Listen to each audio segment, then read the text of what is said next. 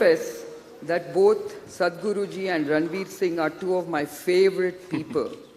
And I'm indeed truly grateful that they made their way to Imbue 2018. So I can't wait to get their conversation started. So over to both of you on this wonderful subject of sensing the future through many lenses. Thank you.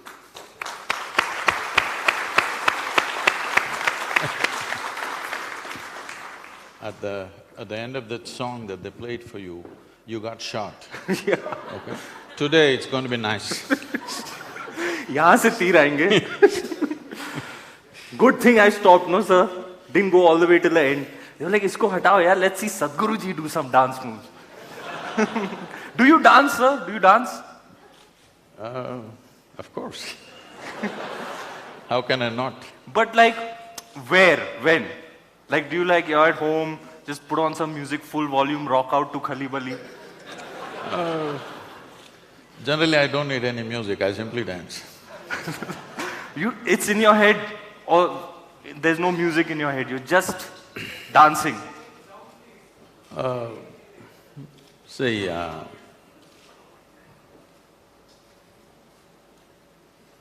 for me, dance is not because of a music that's being played, simply because of the rhythm that I have found with life. Hi.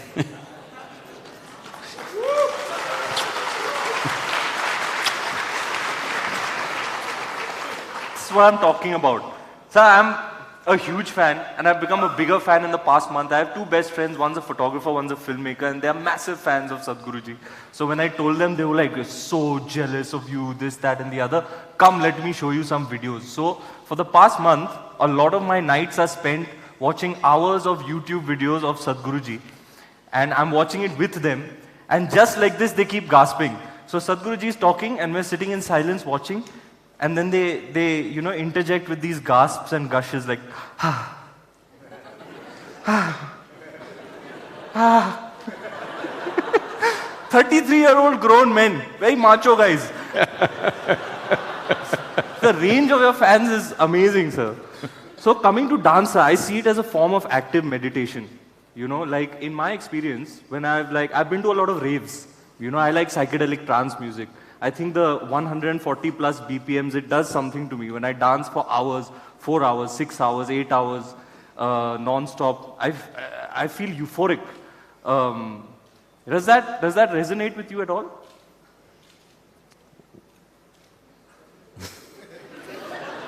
So we can tell you're a party animal, come on.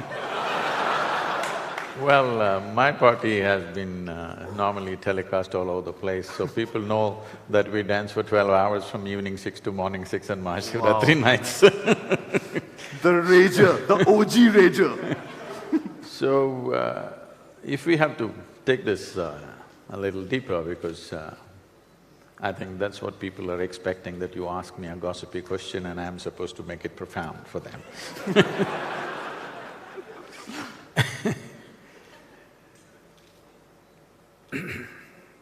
So it's like this, this nation was named as Bharatha, or Bharat in Hindi, but generally it was called Bharatam or Bharatha. What this means is bhava, raga and thala. Bhava means sensation. Why we're talking about sensation is, your whole experience of life right now is through sensations. What you see, what you hear, what you smell, what you taste and what you touch are different types of sensations. So your entire experience of life, you may be interpreting it in many different ways in your intellect, but essentially these are multiple amalgamations of sensations. So that is the bhava, this is the experience of life. Raga means the tune for this. Here we have no participation. Existence has already set a tune for us. Our ability to live this life is only in finding the thala or the rhythm. If you find the thala, you will dance your life will be like a dance. If you don't find the thala, you will get crushed by the process of life. Find your thala. So, what is happening whatever this 140, you said 170. Tang ta-da-da-da-dang, tang ta-da-da-da-dang, tang ta-da-da-da-dang, fast. I know, but what's the MB, whatever, MBP, whatever that thing. BPMs, beats per minute. So, if you have a certain music which overpowers your mind, people are down with their own thoughts and emotions. For most people, unfortunately, the cerebral development that has happened in the human being has become an impediment. Their only problem is they don't know how to handle their intelligence. They think misery and suffering is happening due to a variety of reasons. No, there's only one reason. Your intelligence is turned against you, that's all it is. You call it stress, you call it anxiety, you call it misery, you call it madness, you call it whatever you want. Essentially, your intelligence is turned against you. A whole lifetime, people don't learn how to handle their own thought and emotion. 50, 60-year-olds still don't know how to handle their thoughts and emotions. Thought and emotion is essentially generated by you, it should happen the way you want. But because of this thought and emotion being out of control, they can't feel the rhythm of life. Their psychological realities have completely overpowered their existential reality. So when you play music which is loud and, beating itself into you, not just through your ears, through the entire body, every cell in the body gets the beating. When you're thrashed like this by sound, now the psychological reality kind of evaporates and they seem to enjoy that, some ecstasy of that. So enjoying the ecstasy of music and movement is fine, but how long? You're pretty fit, but still your capability is only 4 hours. So, many others who are not as fit 4 hours twice a day. many others who are not as fit as you, they won't last 4 minutes in dancing, that's a fact. So, when you finding the rhythm only happens for 4 minutes or 4 hours or whatever amount of time, that means you will never know the rhythm of life just by the nature of your existence. So one must know the ecstasy of existence, not ecstasy of action alone. Action is beautiful simply because it's coming from that dimension. If you're trying to find joy or ecstasy in your action, you will become enslaved to that action. See, now people can't take off the headphones, they're crossing the street with headphones on with whatever 140 PMP, whatever, and many are getting killed. Many are getting killed simply because their headphones are on. Because right now, they can't feel any pleasantness without something thumping in their ears. Or in one way, what they're trying to do is somehow keep the intellect away so that sound can do it, visuals can do it, sensations can do it, anything can do it. Any of the 5 sense organs, if you force it in a certain way, you will not feel thought and emotion. So people think that is freedom. No, you're getting enslaved to something else. So it's very important that you can sit silently here and still be ecstatic. This needs to happen to every human being.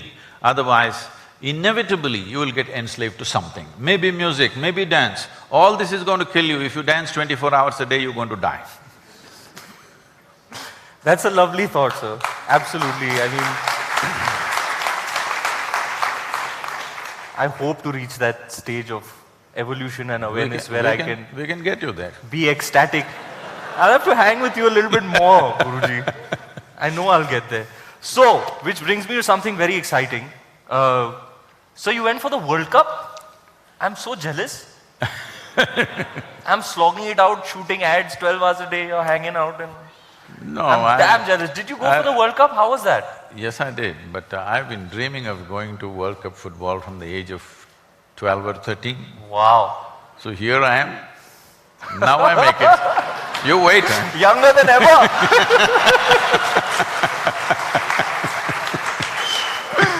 How was it, sir? Tell us how was your experience?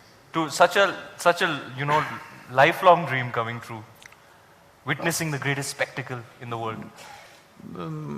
Spectacle is, of course, fantastic in its own way, and we have to congratulate the organizing capabilities of of Russia, and the way they did the organization, almost everybody who was there was saying, never before another World Cup has been organized like this. So There were lovely. thousands of volunteers across the towns, across the city, both Moscow and St. Petersburg, where I attended the events. Just about every 100, 200 meters, there would be somebody standing, smiling at you, and if you look little confused, they will approach you and ask, where do you need to go, what do you need? How lovely. Just about everything. And they had… many of them had breakfast coupons and things like that. If somebody is looking around for food, they say, why don't you have it, free? The level of organization was so fantastic, and it was done so joyfully and wonderfully.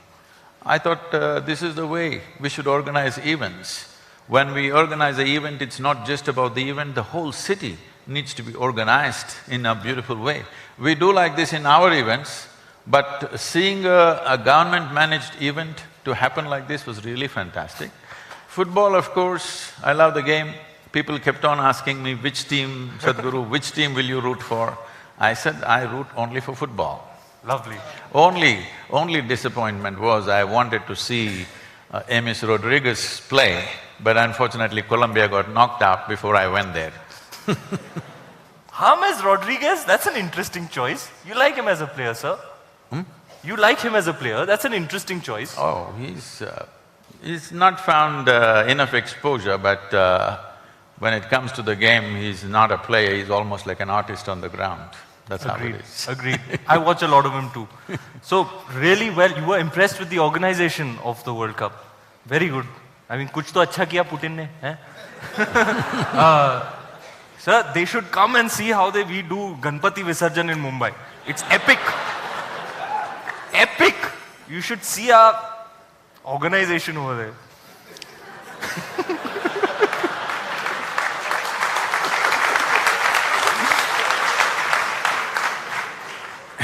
Sir, Well, you just have to drive in Bangalore.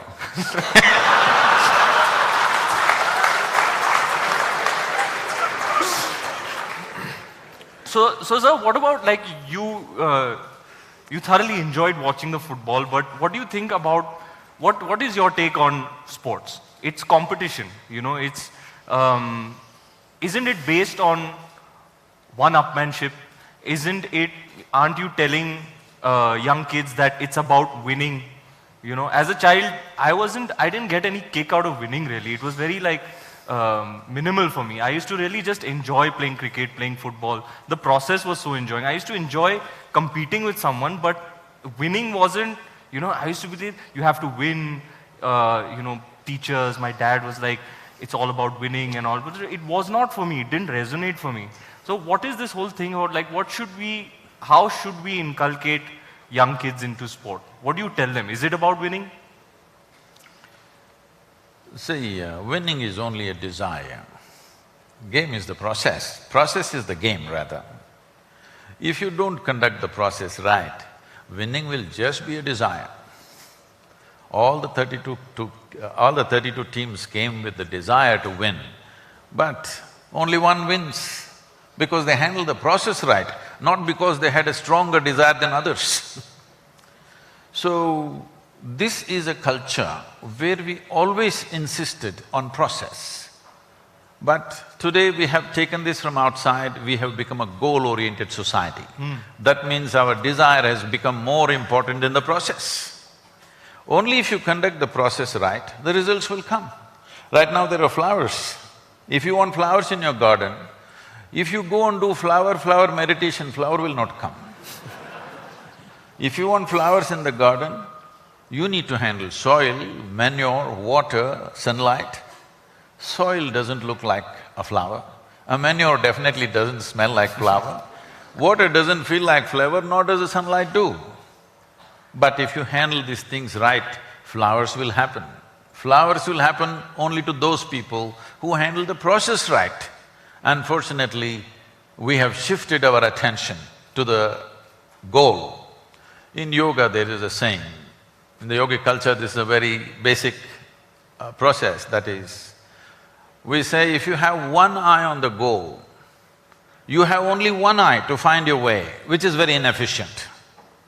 If you use both your eyes to find the way, depending upon the times and your strength and capabilities, you will get to a place that you need to get. You're not concerned who is getting where. The question is only, are you operating to your full potential? That's all it is, life. I want to be better than you, this is not going to get you anywhere. So if I want to be better than you or if I want to be better than somebody, suppose the one next to me is a lame person, I will walk little faster than him and I think I'm doing great. It's very important a human being focuses upon himself or herself and explores the full potential of who we are.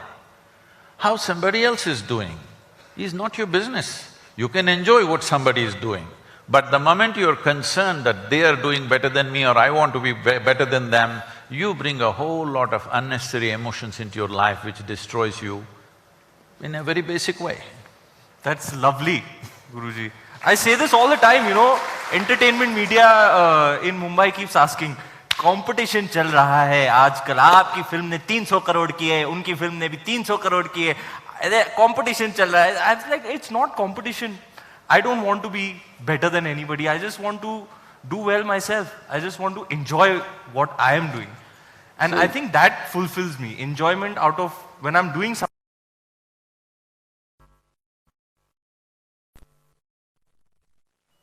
If we do not do what we cannot do, that's not a problem. But if we do not do what we can do, we are a disaster. So, if when I'm doing something, I'm always looking at what you're doing, inevitably I will not do what I can do and I will become a disaster. It's very important that I am doing everything I can do absolutely, and if you're doing something different, I can look at you once in a way just for the joy of seeing somebody's success.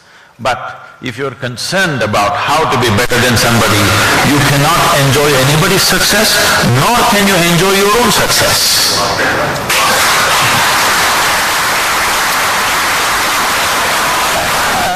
I'm not one of those female fans, you know.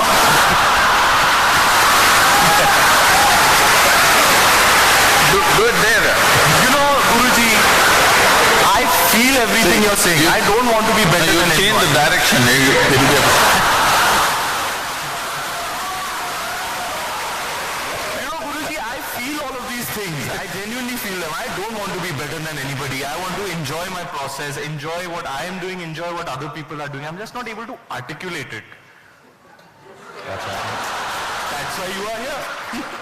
So, which brings me to this concept. You mentioned success, you know, and everybody, you know, I've noticed is trying to define success. Along the way, I came across a meaning that I really liked. It was, success is the magnitude of the beneficial footprint that you can leave on society. I like that definition. One of the definitions of success that I liked. But what is your take on this concept? What is success? I mean, we're here, is the purpose of life, are we here to procreate? If we procreate, are we successful? Like what is, how do you consider yourself like, now I'm successful? Well, procreation we have done a lot in the country. This definition, what you said, will lead to make life absolutely utilitarian. Even my success should be useful. Well, a peacock is dancing.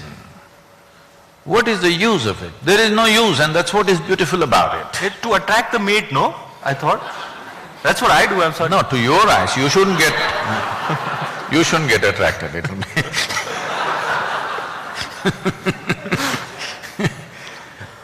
The thing is, everything that's beautiful in the world, what is the use of it?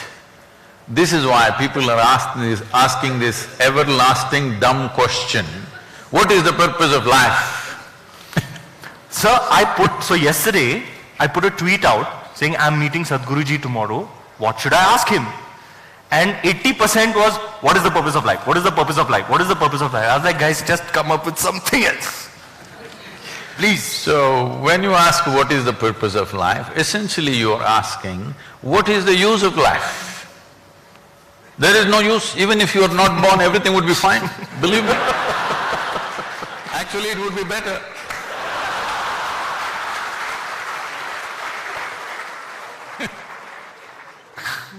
There is no purpose. Life is a phenomena beyond these nonsensical, logical calculations about what is the purpose of this, what is the purpose of that, what is the use of this. There is no use. It is just that life is a bigger phenomena than your intellect. Your intellect is just a small part of this life. Unfortunately, you're thinking life is contained in your intellect. No, your intellect is contained in this life process. Just one aspect of it. It's just one dimension of intelligence. There are many other dimensions of intelligence. Today science is telling you what a bug knows you do not know. What a grasshopper knows you do not know, actually, isn't it so?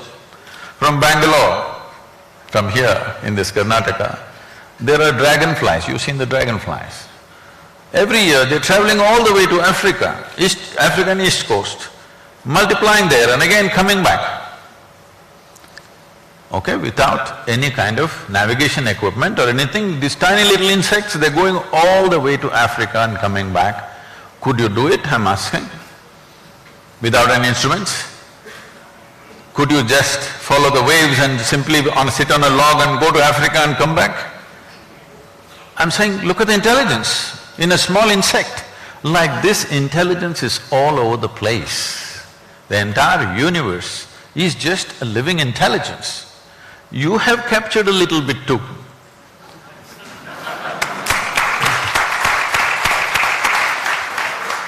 So sir, today we are here essentially to sense the future. Now what is this? Why have we given this title to this session, Sensing the Future? Now I've heard you before saying the moment right now is eternity. This time travel, past, present, past, future is all nothing. Everything is now. Doesn't matter what I say, you tell me. Have you ever experienced… Tell Seth, tell him that this sensing the future is galat hai. No, that's not… What is future? What is future is what? Generally when people want to know future, they go to an astrologer or they go to a match fixer. So, people want to find a job, they will want to go and find out through an astrologer or whatever other crystal gazers or whatever, they want to find out what will happen through my career. Or they want to get married, they want to go and ask somebody, what will happen in my marriage? I think it's obscene. Obscene is the word you choose. Yes. How am I going to live with my wife? You want somebody third person to tell you.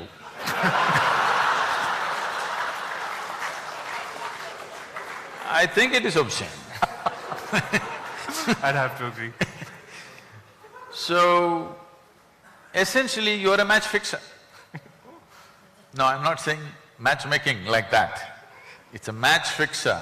So before you enter the game, you want to know the result. That's what it is.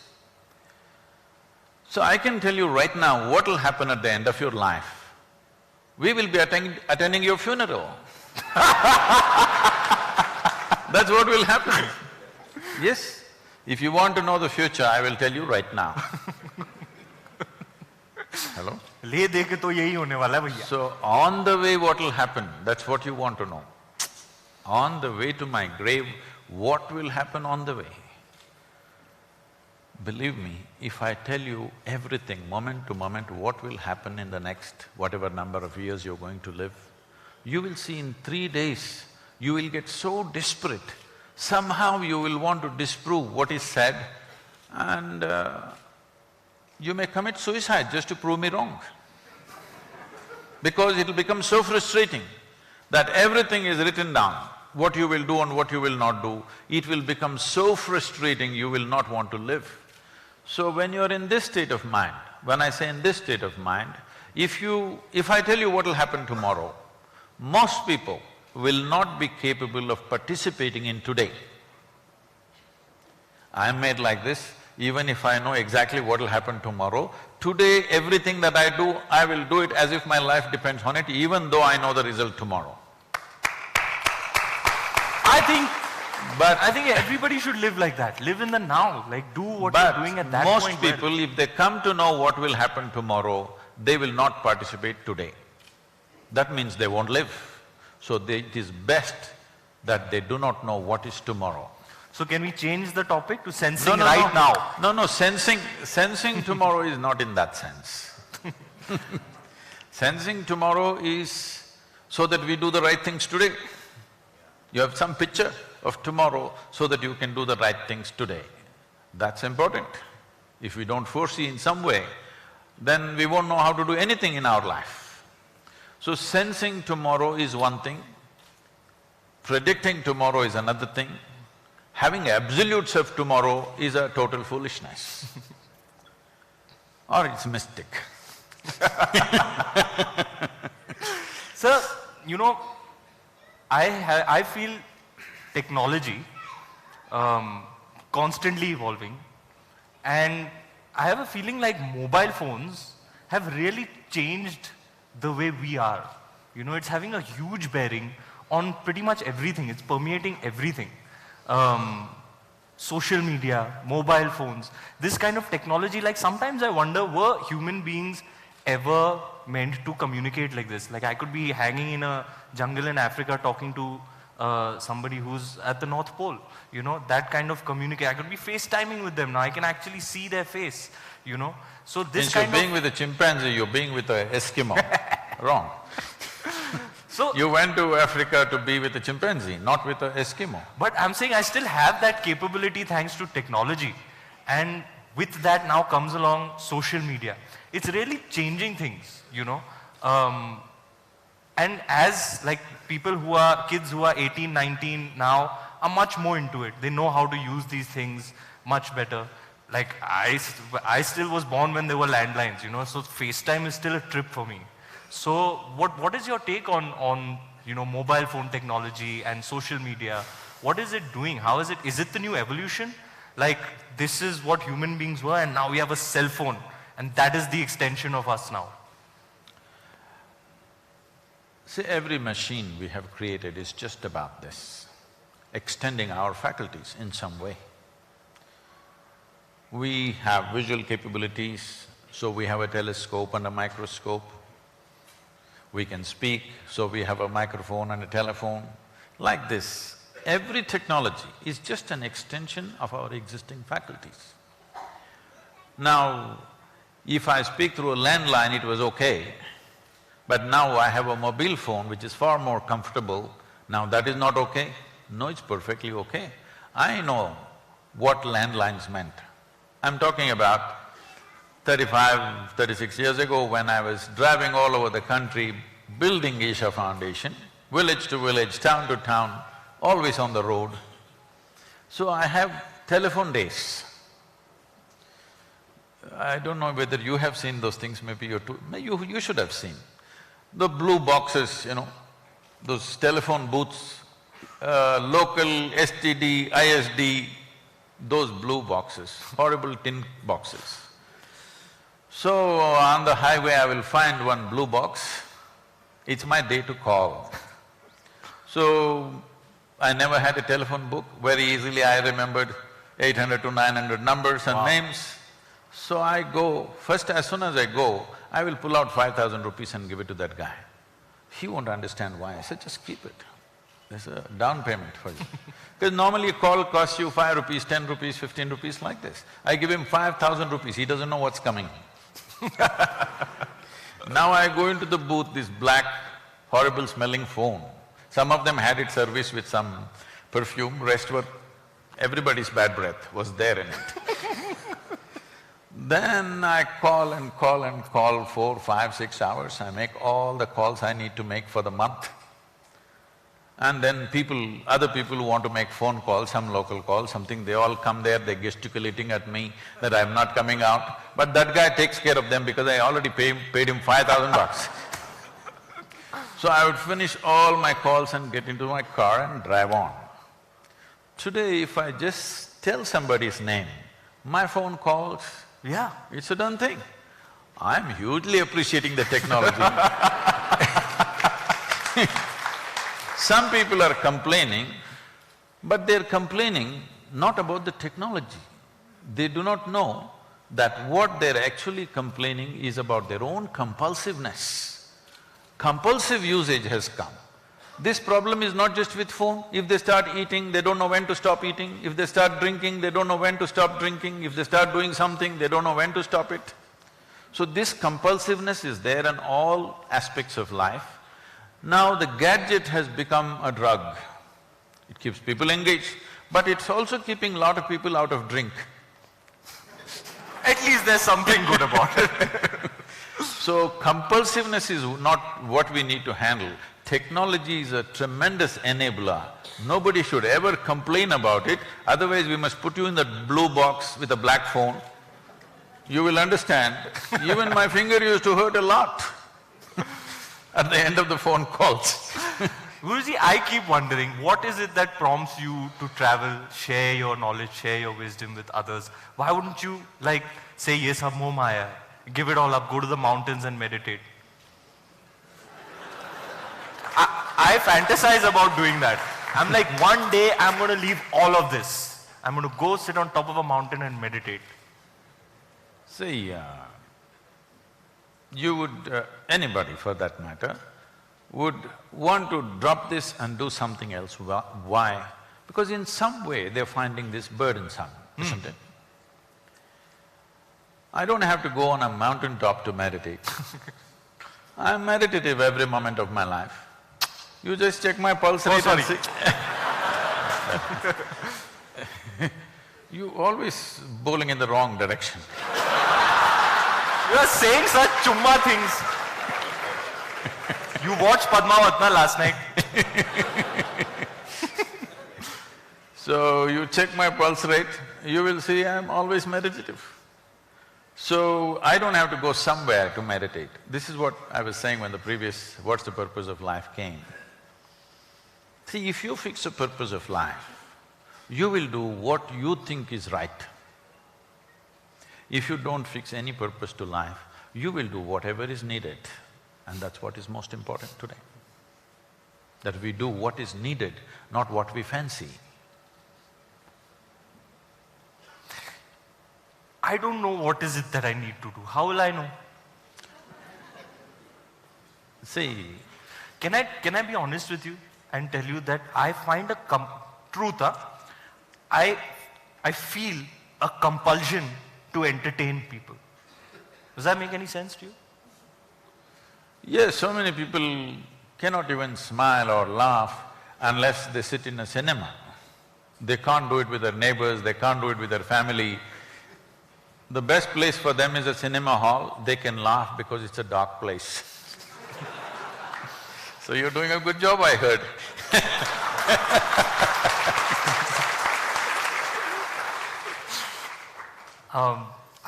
Sometimes I feel like there's nothing better I can do with myself than to entertain people. You know, it's like this is one thing I know I can do it well, and I can, I can make people smile. I love to do that. You know, when somebody sees me on the road, they're like, ah! And then I'm like, hey, you give that energy back to them and it lights them up. I find it fills me up with some euphoric feeling. It is also needed right now. Entertainment is very needed because people are not simply ecstatic by themselves. Entertainment is very, very needed. Otherwise, a lot of them would sink into depressions. So, you are doing a very cheap psychiatry. When I say cheap, I mean inexpensive. Not cheap means that way. No. I didn't mean that way. I meant very… It's not cheap, 500 bucks to go to a multiplex nowadays. I know, but to go to your psychiatrist, do you know what's the fee? So, inexpensive psychiatry, at least they go there for those 3 hours, they feel good and they come… especially in a country like India, where a whole lot of people are living in abject poverty. I think cricket and cinema is keeping the mood of the country little up. I wish slowly that changes in the sense that people will be joyful by their own nature. They don't need… Arey please, Guruji, I'll be out of a job here. Then I will teach you how to do something else which will still… Asli psychiatry. This is a question that, sometimes this is not my particular… No. I was never interested in the, the examinations and things that happened, but I saw people sometimes, many times, desperately copying answers in the examinations and things like that. But I never saw anybody copying questions like this. What do you mean, yaar?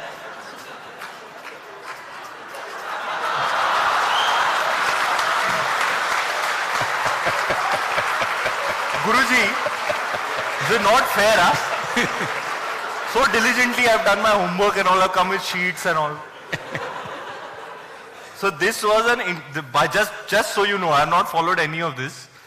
I just made my point so I don't miss any. There's some stuff I really want to ask you. This is an introduction. That's what they did when they ye bolna. That's what they did when they were caught copying. They said, no sir, I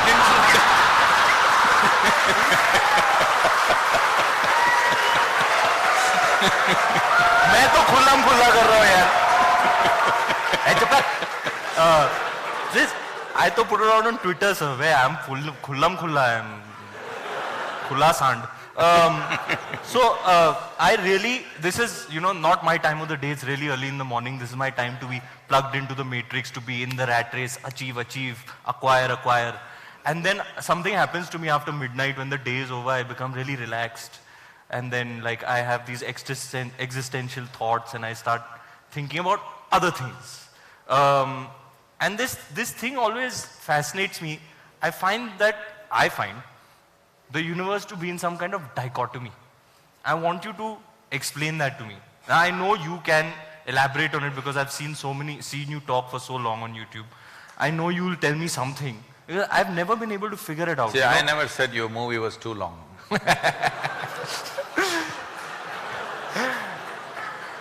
Sir, you'll have to take it up with Mr. Bansali. मैंने तो कहा था.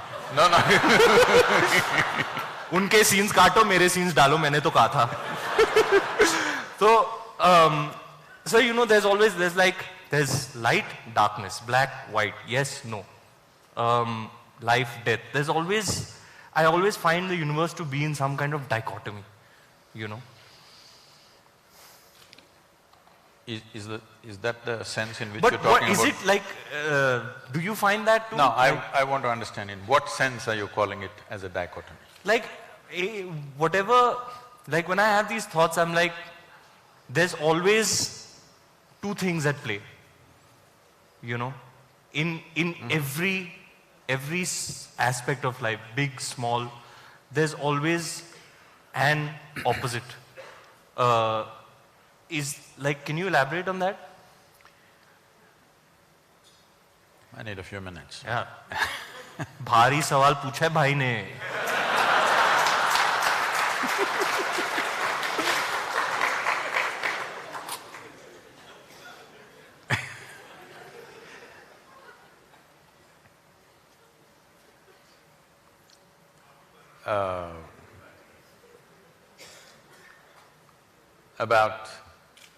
Before coming to the dichotomy,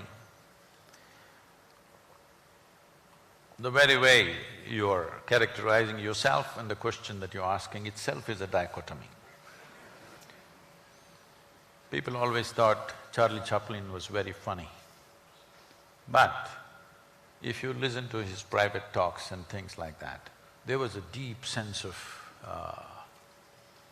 agony in him. He was especially sensitive to the agonies of life. Yes. What an artist. But when you see him on the screen, he just made it just so ridiculously funny, hilarious all the time. Everything, every step, every act, not just some act, just every step and every act is hilarious. If you sit watching a Charlie Chaplin movie, you don't laugh at a particular thing, you just laugh at everything. So because there was such a deep agony, he decided, instead of sharing this agony with people, he decided at least he'll make them laugh, and because somewhere he understands this agony could exist in a whole lot of people, in different measure, of course. So when we say dichotomy, we're talking about contradictions. You said light and darkness, let's take that because that's a very basic, day and night, light and darkness. There are many ways to look at this. One fundamental way is like this. There is light right now. You know there is light right now only because you have seen darkness. Suppose, let us say, 24 hours of the day, everything from your childhood, everything was lit, you would not know what is light. So you know light only because in some way you have tasted darkness. You know what is white only because you've seen the black. You know what is a man only because you've seen a woman. You know what's a day only because you've seen a night. So, what seems to be contradictory on the logical level of your mind, in terms of making of life, they're complementary to each other. They're working with each other but pretending to be opposite to each other. This is why in this culture, everywhere in the world, not just here, in one way or the other they figured this and they made it in so many ways. They called it yin and yang, here we called it Shiva Shakti. And if you see the images of Shiva, one half of him is man, another half of him is woman, physically. Because what is being depicted here is, this is the nature of physical existence. As long as your experience of life is limited to physical. When I say physical, right now everything that you can see has to be physical, isn't it so? Can you see something that's not physical? Can you hear something that's not physical? Can you smell, taste or touch that which is not physical? Or in other words, your entire experience of life is physical, even your thought and emotion is physical. We can measure it today. We can measure your thought and emotion, that means it's physical. So your whole experience of life is limited to the physical dimension of the existence. And the very nature of physicality can only happen with this. Even if you take the basic electric charges, there is a positive and a negative. Without that, it will not work.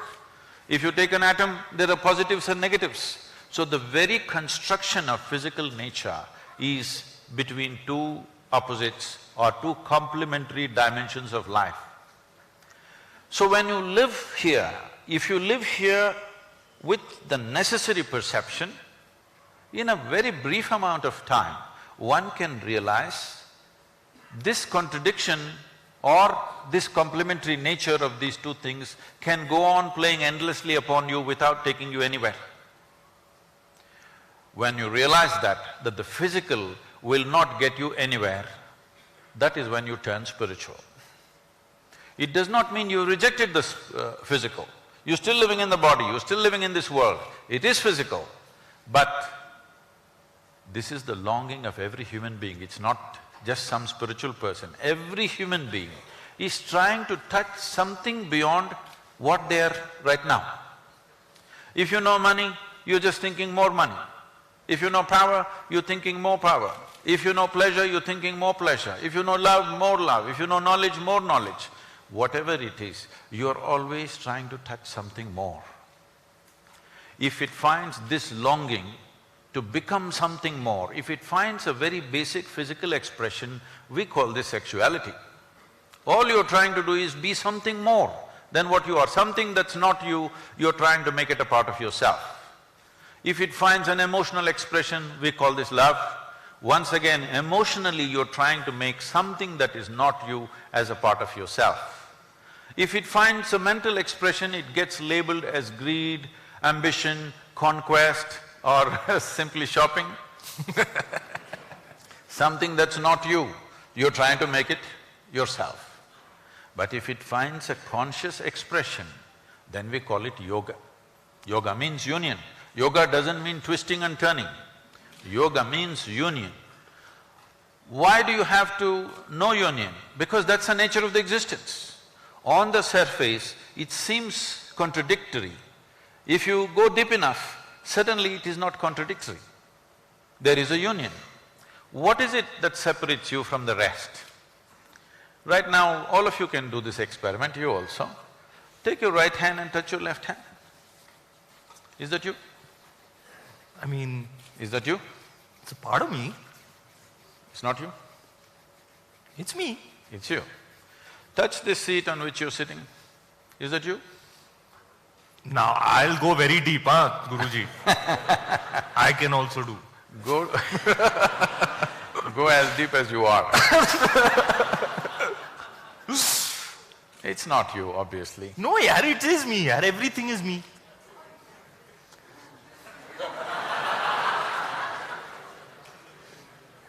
Everything is Pura Brahman. Huh? I believe.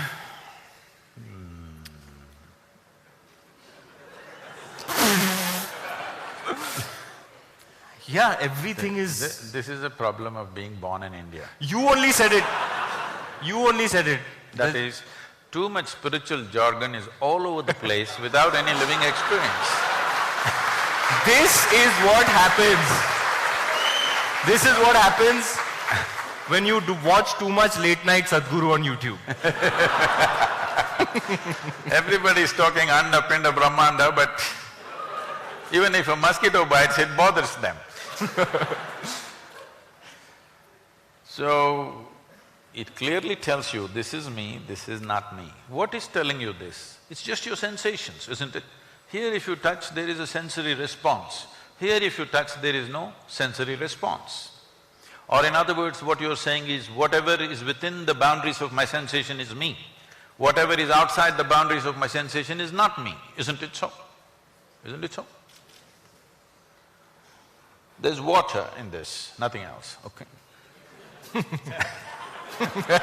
Because this happened, I had to go for one match, I had to go to Petersburg and come back to Moscow for another match. So at the airport, we had these days they don't give me plastic bottles of water, they always have glass bottles of water. There's a glass bottle and that has the same shape as usually how the vodka bottles are made, you know. And this bottle came in the screening in the airport and the lady said, you can't take it. So the person who was with me pulled out the bottle and said, Sadhguru, would you like to drink?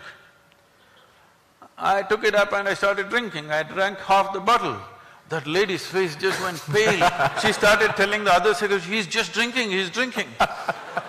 Then this person is trying to explain to her, no, it's water, but she doesn't understand a word of English. She's just started almost getting hysterical, he's drinking half a bottle of vodka right here. Then we went close and showed it's printed in Russian, it is water. Then she said, but the bottle was like that. So, the question is this, there is water here, is this you? Hello? No. If you drink it, does it become you? Yes, right now over 70% of your body is water. So what was outside, if you include it into the boundaries of your sensation, it becomes you, isn't it? And this is how you gathered this entire body. The food that you eat and the water that you drink, slowly you gathered into the boundaries of your sensation and now it feels 100% like you.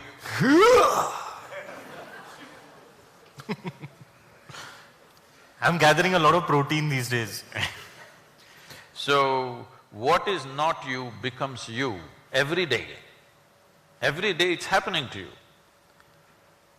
What yoga means is, you make your life energy so exuberant that your sensory body expands. You heard a phantom leg, somebody lost a leg, though their physical leg is gone, they still have all the sensory leg in place.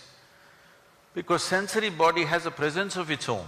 If you become very exuberant within yourself, you will see your sensory body will spread.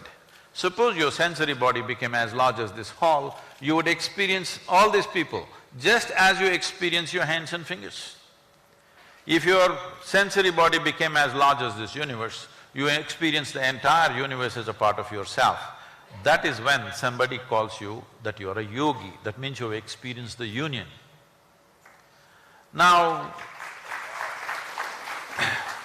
if for one moment, if you experienced all these people, really like how you experience your body, you experienced all these people for just one moment.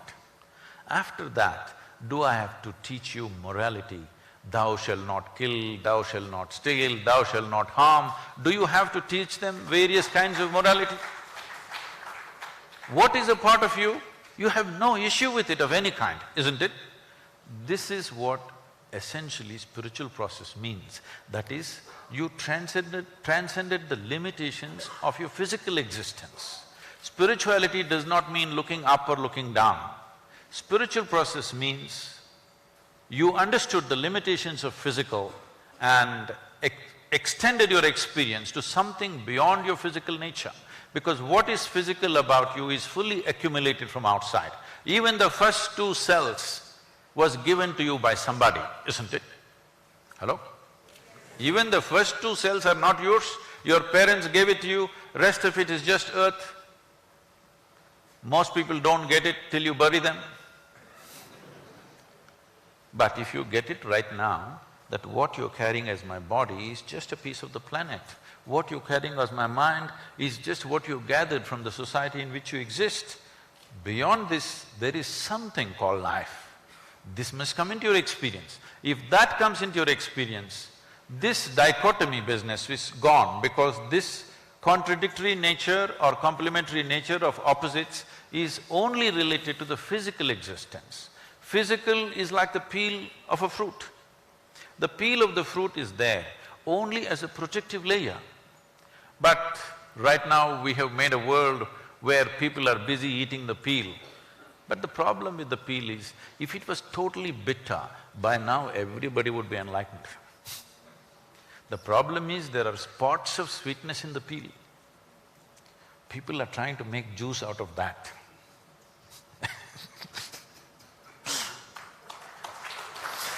I want to look within. What do I need to do, Guruji? I want to, if I were to say this, make this statement, I want to be at one, at peace with myself. What do you suggest I do? So peace is a very poor aspiration. No. Why I'm saying this is no, this is not to just negate you. Unfortunately, even so-called spiritual leaders are going about saying the ultimate goal of life is to be peaceful. I'm asking all of you a simple question. Every one of you know the answers. It's just that somehow you determine not to use it in your life. It's not that you do not know. Tell me, can you enjoy your lunch? Even if you're not ecstatic, at least you must be peaceful to enjoy your lunch, isn't it so? Hello? A handful of people who live around you, work with you, can you enjoy their presence? Even if you're not blissful, at least you must be peaceful, isn't it? Just to enjoy your walk on the street, you must at least be peaceful, is it so? So I'm asking, is peace a fundamental requirement in your life, or is it the ultimate goal of your life? Fundamental requirement. So why is somebody making it as the last thing that'll happen in your life? It must be the first thing that happens to you, isn't it? So, do not ever hold peace as a ultimate aspiration, because peace is a basic requirement. Every creature, if their stomach is full, they sit peacefully, except human beings. Yes or no? You have a dog at home, feed him well, he sits there peacefully, isn't it? What is the human problem? The human problem is just this, they are not able to handle their own intelligence, that's all their problem is. This happened, unfortunately, about 2.5 months ago. A lady, a television anchor in Andhra Pradesh, jumped off the 5th floor window and killed herself, and she left a note, "Nobody is responsible for my death, my brain is my enemy." She articulated it 100%. In fact, this is the reality with most human beings. It's their brains which is the problem. You remove half their brains, they will all sit peacefully. You must act how they will sit. No, if you remove half their brains, how they will sit, you're the actor, you must show.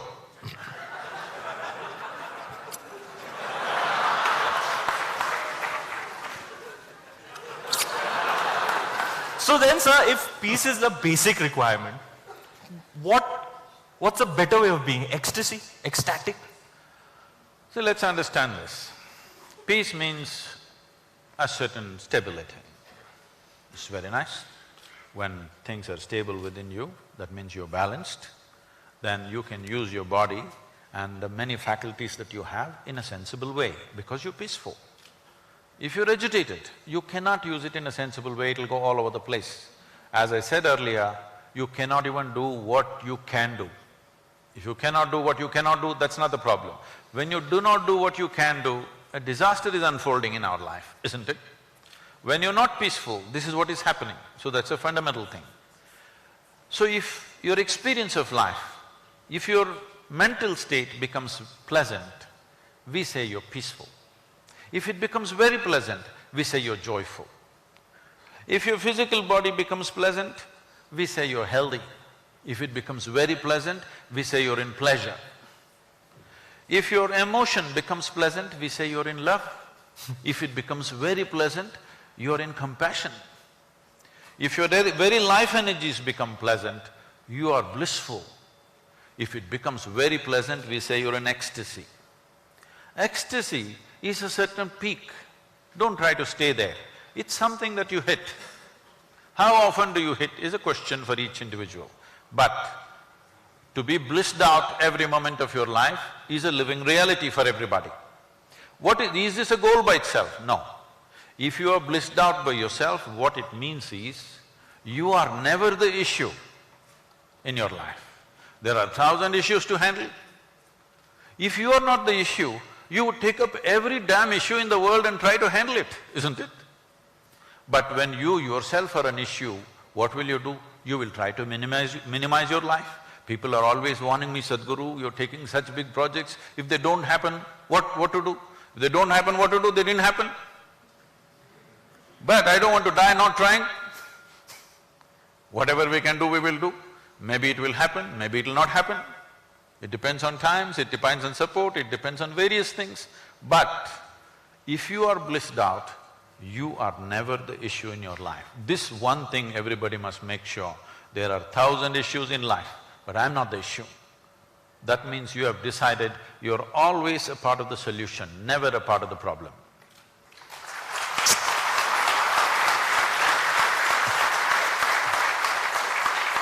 You got it right. I have a feeling you and I can hang a lot. We can become bros. I thought we already are. You know, See, my best friend said… both of us are looking up only. Your swag is unmatchable.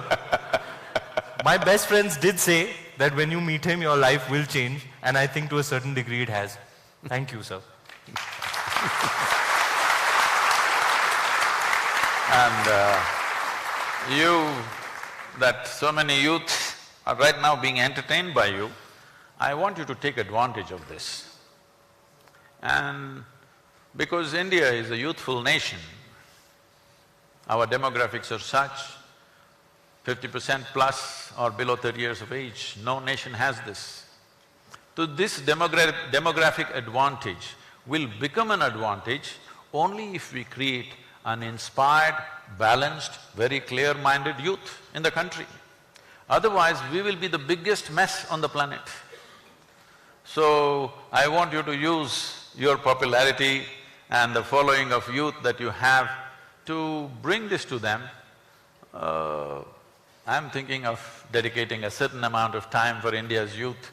I would like you to be in some way part of that and make it happen. I'd love to, sir. Thank you.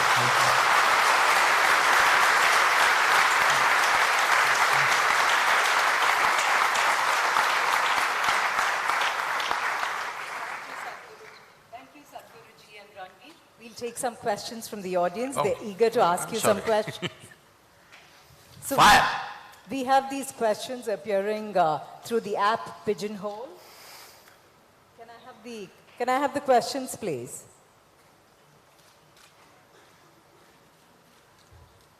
So they ask the questions through the app and then they get voted upon and the questions with the top number of votes get picked. Yeah, I can't see it. Technology issues. मैंने तो पहले से ही बोला था sir fail है। Okay, this question is for both of you. To my knowledge, I haven't seen anybody from our IIM alumni becoming a Guruji or an actor. What is your advice and your thoughts on this? Maybe he has a manager from IIM, I don't know. Could be, sir. Could be. I don't know. To my knowledge, I haven't seen anybody from our IIM alumnus becoming a Guruji or an actor. What is your advice and thoughts on this? Really? No mystics? No performers? No? What do most IIM alumnus become? You'll have to enlighten me. Sorry, what? They become boring. They become boring? bankers.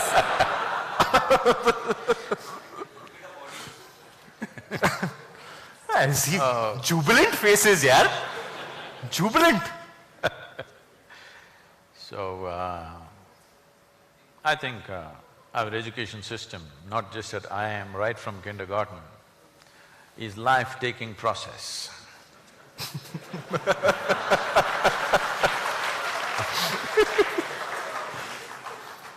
Guruji, why don't you open a school? I would love to send my kids there. You must come and see my school, how we're running our school. Top. Children want to come there before the vacations are over. Beautiful. But one school is not good enough. See, we have made education system into an industrial process of turning out certain kind of products. This is a crime against humanity, if you ask me. Right from my childhood, I never understood why I should go to school. So every day when I'm either cycling to school or walking to school, these questions came up to me, and most of the time I did not reach the school because existential questions engaged me. So, when they missed me for too long, you know what happens.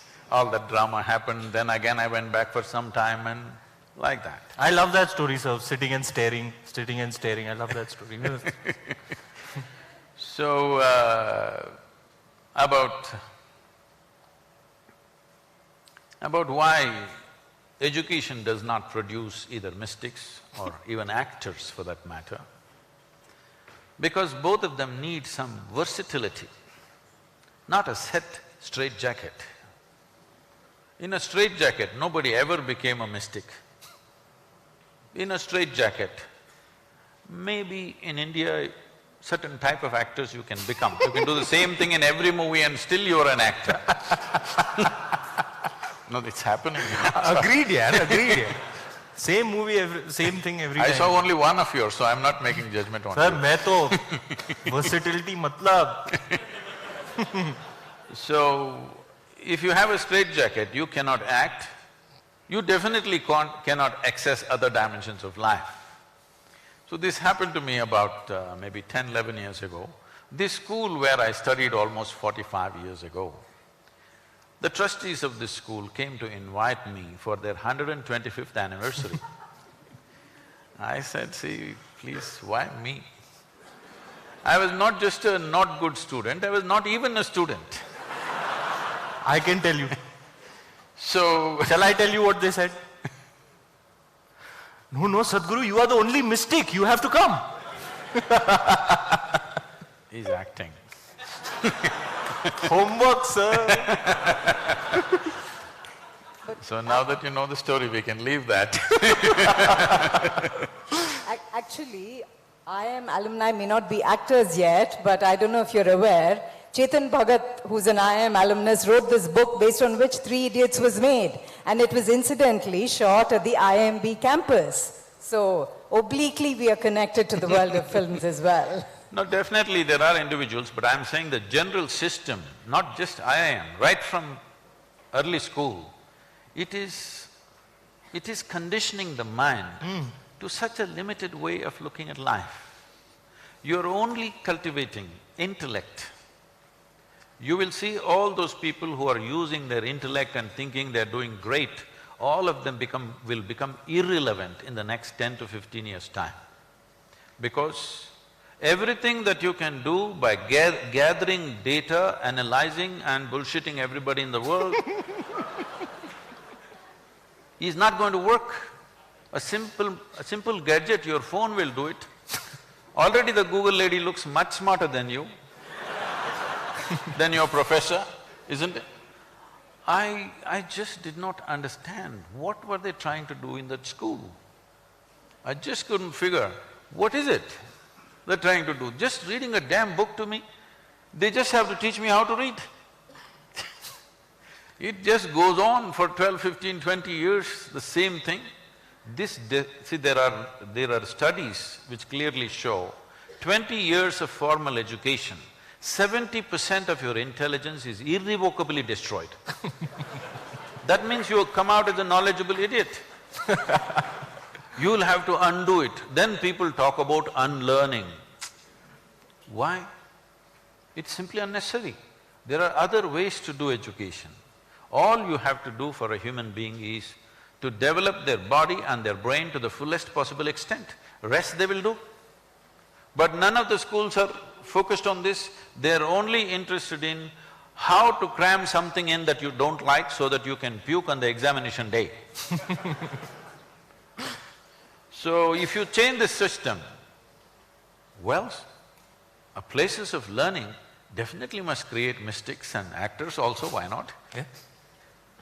One of our speakers yesterday, Mr. Saul Singer, who's sitting here, actually spoke about this beautiful model of education in the future, which talked about building resilience and building the other qualities which are not taught today in schools.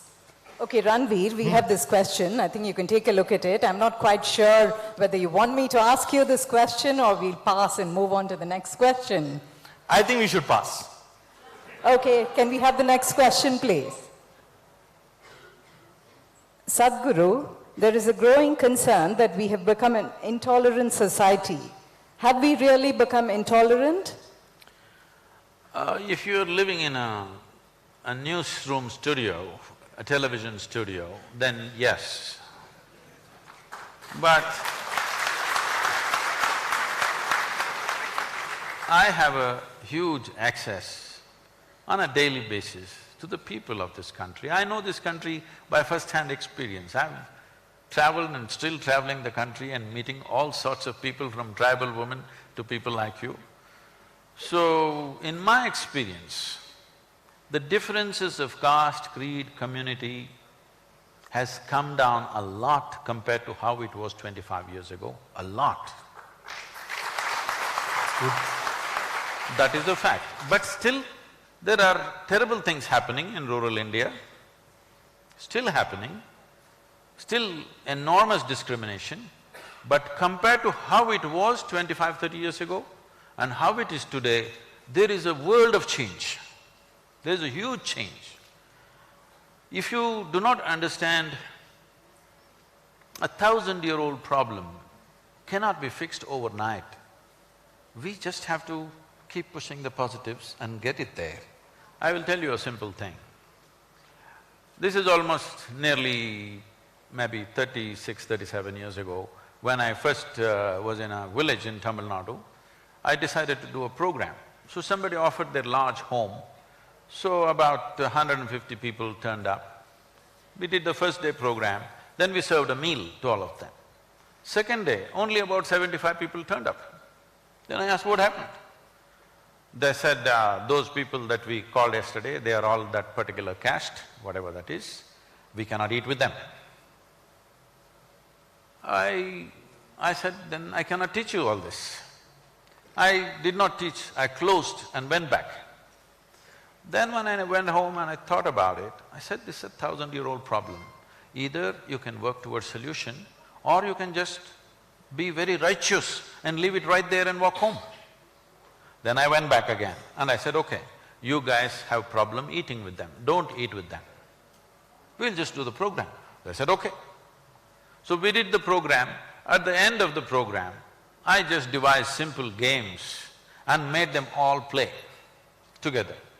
They had no problem playing together because no scripture says you should not play together.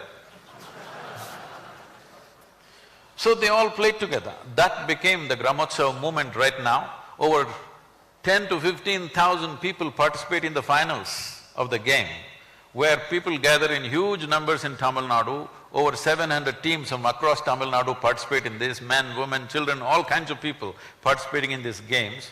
These games have taken away the distinctions, because whoever plays well, that guy becomes the champion. It doesn't matter what caste or creed he belongs to. So you can see this, that this happened in United States. You hate the blacks, but you cannot help having Magic Johnson's poster in your bedroom. You can't just help it, because he's magic. So the same thing we did in a smaller scale in rural Tamil Nadu. Why I'm saying this is, this intolerance just going on, this about, many unfortunate sexual assaults and stuff happening, it's not happening new. Believe me, I've been in the villages and towns, lynchings, these things have always been happening, just not been reported, that's all. Why does this happen? You need to understand, we are not a state or a country which is ruled by law. It's only society manages its own law.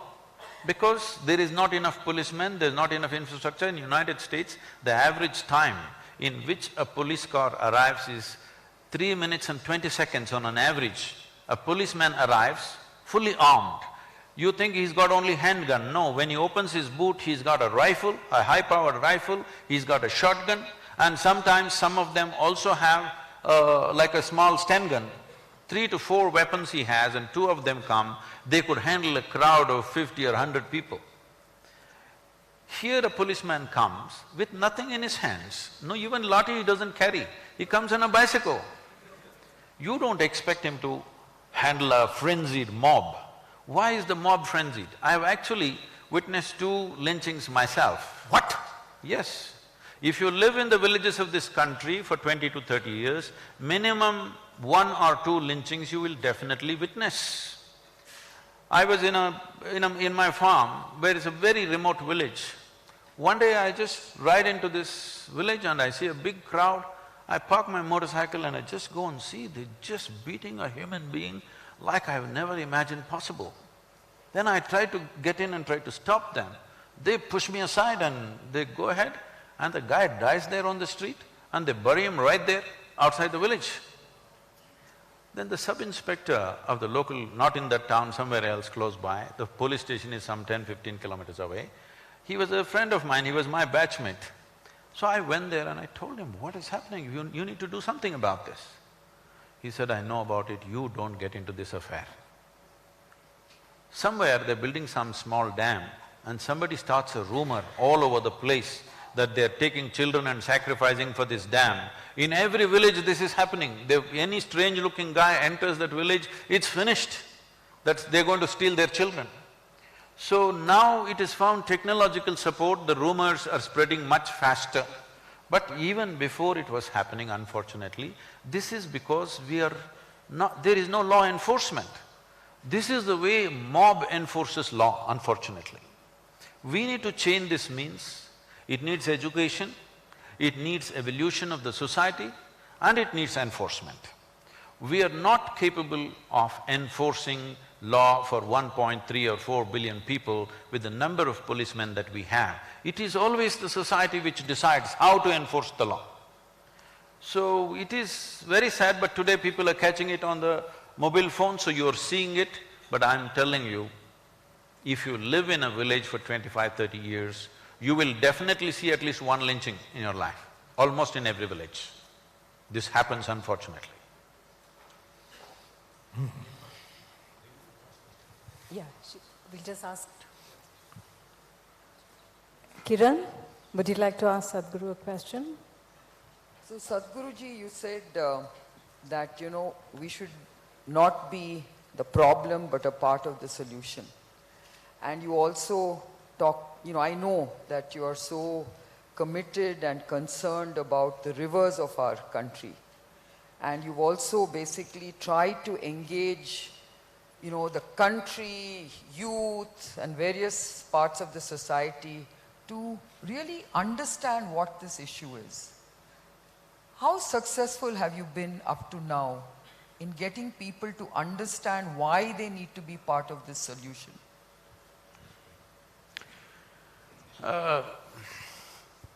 That last part of the question I like, because making people understand is the biggest problem.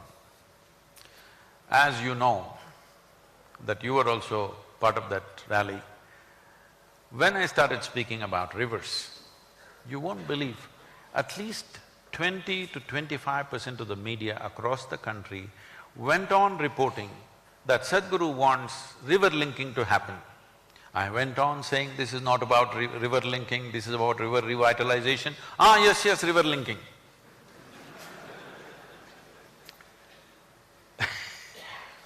I'm saying professional reporters reporting like this all over the place.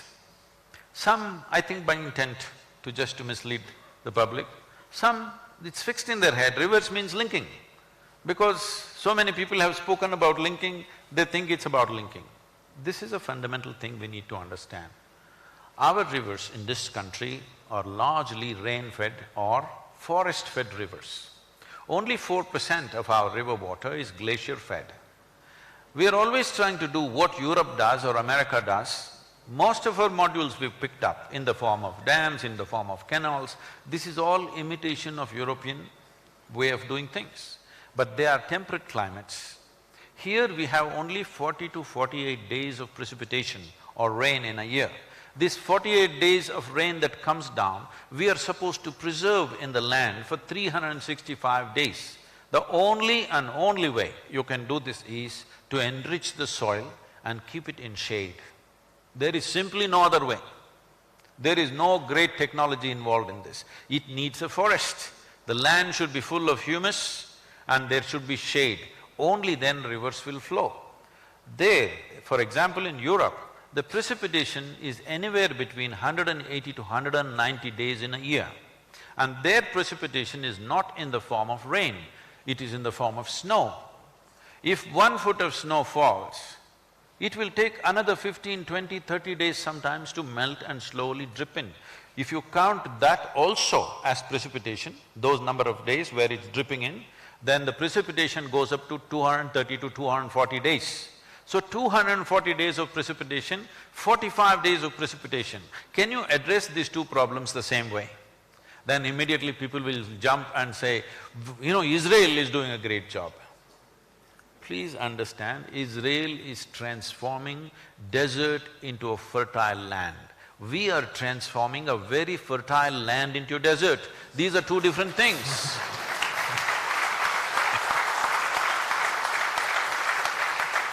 So, have we managed to make the whole nation understand? Maybe not, but we have managed to make the central government understand, Niti Aayog understand, a few state governments to understand, and the policy, almost 80% of the recommendations are already in the policy, and budget is being allocated for at least about 20 to 30% of the policy budget is being allocated. It is less than a year. I think it's very, very agile response from the government. It's phenomenal. And United Nations took this up in a big way, and on March 22nd, which was the World Water Day, we launched what is called as a decade of action, because the recommendations we have made is relevant for all tropical nations. So a decade of action has been launched by United Nations, behind which there is a budget of some $2 billion.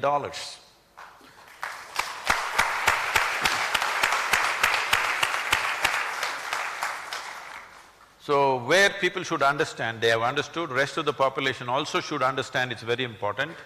But this rally for rivers, all of you should understand, was driven mainly to make policy changes. First thing they will ask is, okay, where shall we plant trees? I said, no, you don't plant trees. What should we do? What should you do? There are 3 things you should do. You must give a missed call, you must make your friend give a missed call, and make his friend give a missed call, and that's all you do. Missed call, will it bring up a river? No, this is a democratic society. Here, unless there are numbers, nothing will change. You need numbers. And because we got 162 million people supporting the Rally for Rivers, which is the largest movement ever on the planet. Because of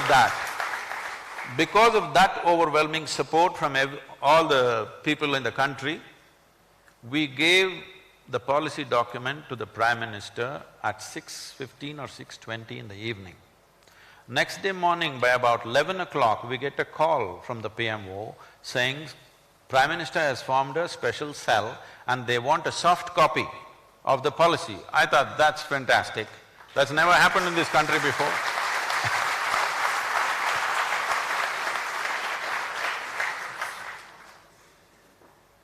That's really something, Guruji. That's awesome. It's those Round of huggings. applause, ladies.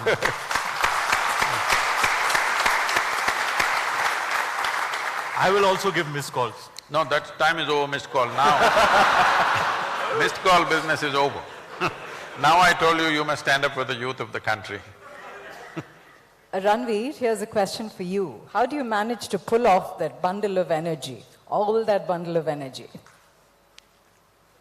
I don't know. Everybody asks me this, Guruji, how are you so energetic? And I really don't have an answer. I think I'm really excited about life, you know. I'm really like enthusiastic. I want to do many things, have many experiences. I have a zeal for life, a lust for life. I love it. I love people. I'm hungry for experiences. And I don't know. Everybody asks me this question all the time. What is the secret of your high energy? And I really don't know what to say. You must just tell them you're still young.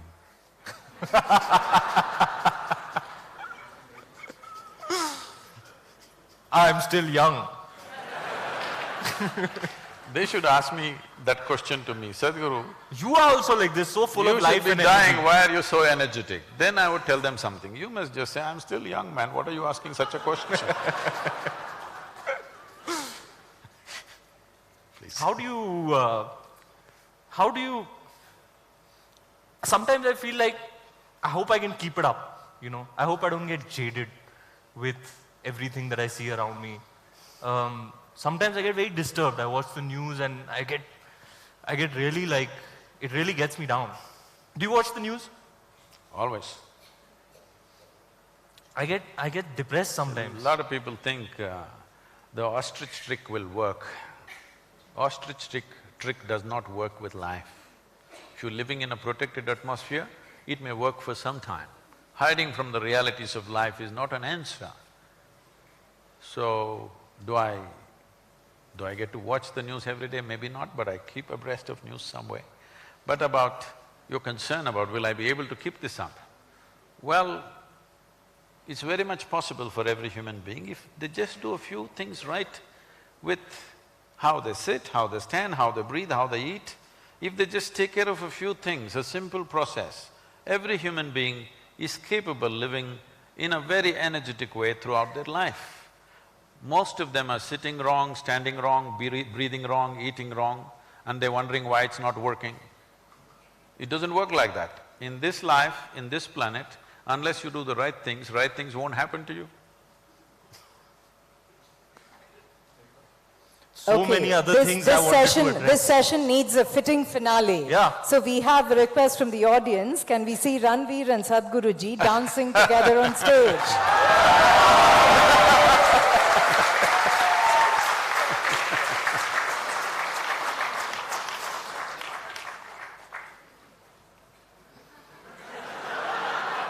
To music that will be chosen by the organizing team.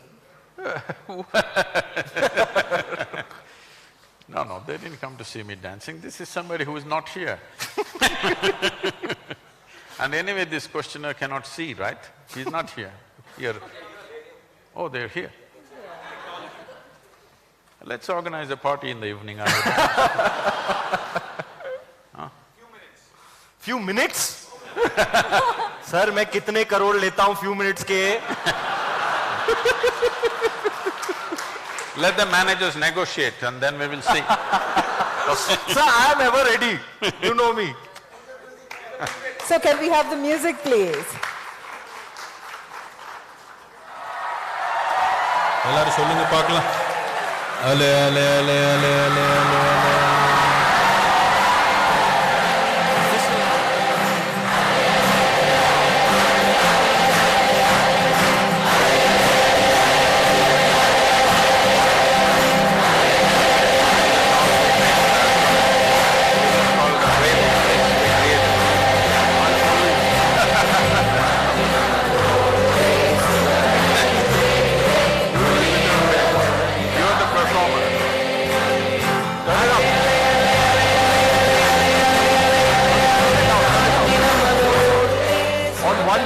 I mean, you're getting Guruji to dance, which means everybody in here has to get up and do the same step. Come on.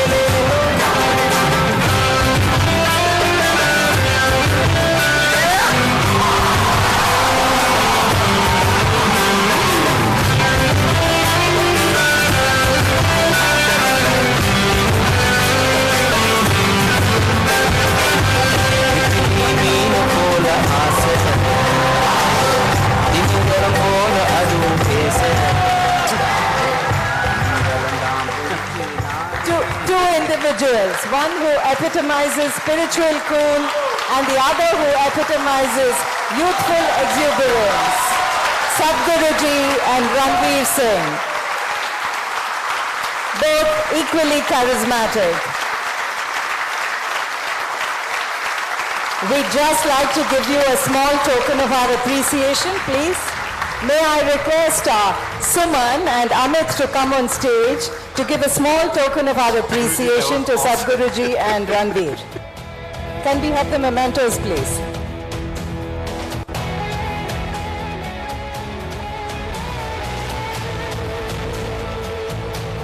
Sadhguruji.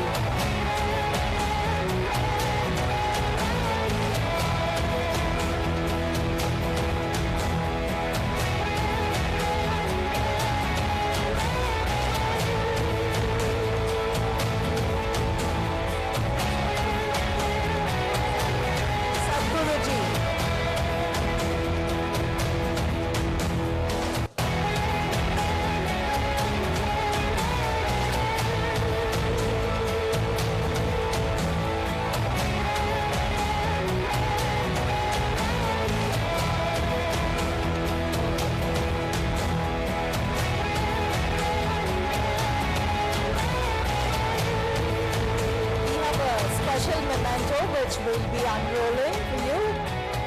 Sadhguruji, a special memento prepared just for you.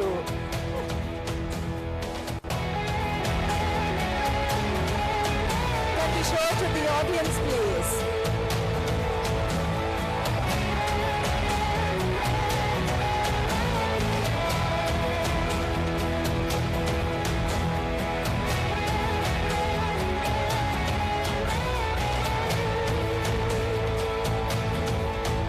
Small token for Ranveer now. Amit will be presenting a small token of our appreciation to Ranveer Singh.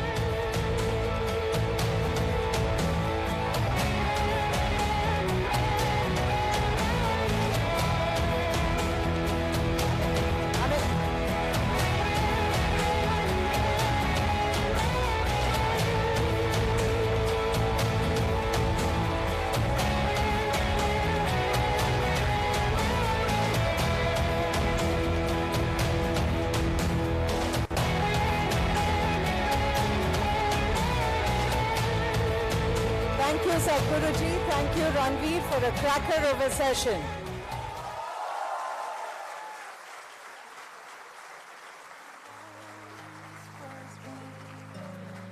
Layer and layer you peel off me. The pain it is, but the joy it brings. So showing me what I'm not, for showing me what I could be. Thank you endlessly. Can everyone remain seated, please? Thank you.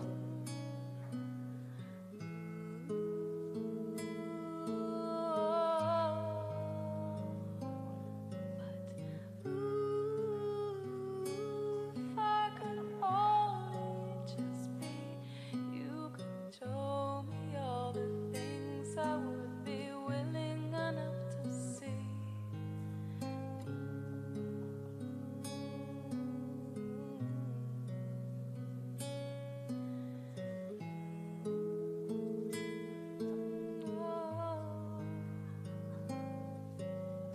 Are the only thing that is taken away. Thank you once again, and thank you all for being a very appreciative and engaged audience. We'll be taking a short break for coffee, tea now, and we'll assemble back here in about 10-15 minutes. Listen, nothing else would do. You saved me, yes, you We'll be taking a short break now for about 10-15 minutes for coffee and tea. Please come back here in about 15 minutes for the next session. shedding those tears I'd hide. Thank you, I thank you. Thank you, showing me love.